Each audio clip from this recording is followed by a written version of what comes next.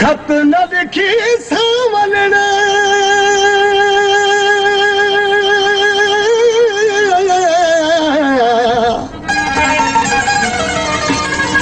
हो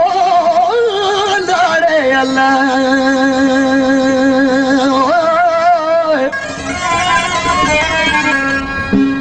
खत न लिखी सावलड़ा न आयो हाल अहवाल मुल्क अव्हां जे ते मस महांगी यावा कागज़न जो काल केसा कयो गाल दिल पर तुंहिंजे दर्दन जी अॻियों कहिड़ो जवाब आयो मस त घणी हो मुल्कन में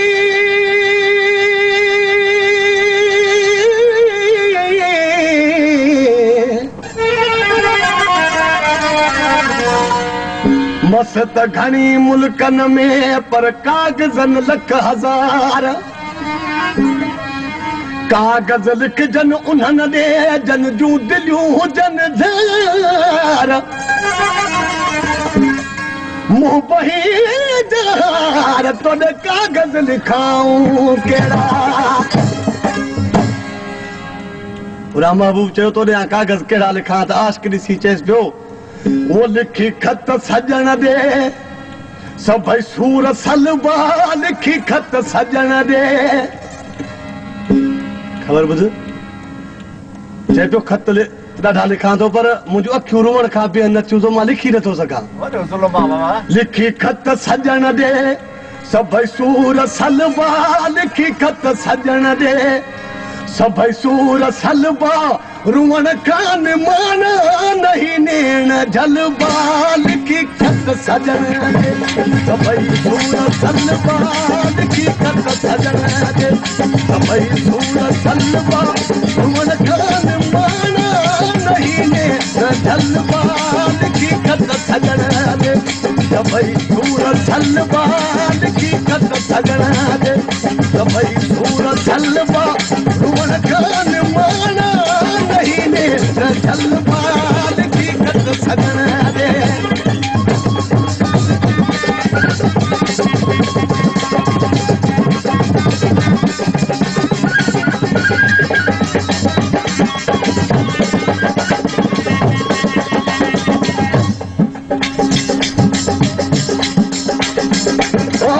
मूसारी बेसुपरी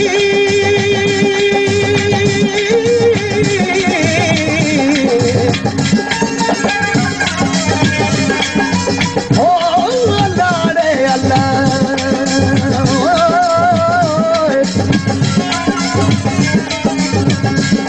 मूसारी बेसुपरी तूं अची के पार हाज़ुर आयो हान तालिब मौला तलसी लिखो मोहाल अहवाल पजे दुखल जो कमन गुज़रल ऐं थोड़ो वधन जो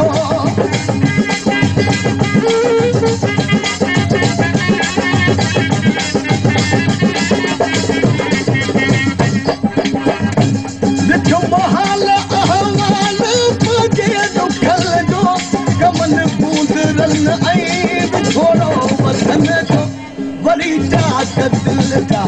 फिरी हाणे छिलबा वरी जात दिल जा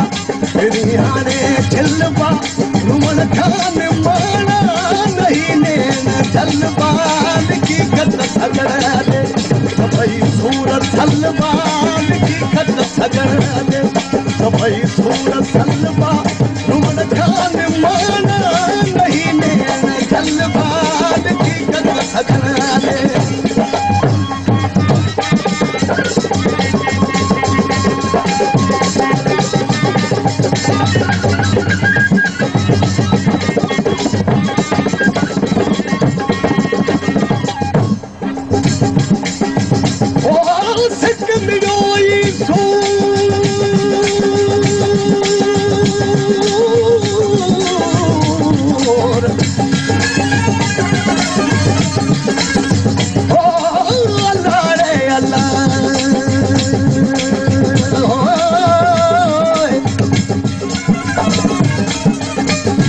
सिक मिडोई सूर पर सूर बिसर जा सिक मूं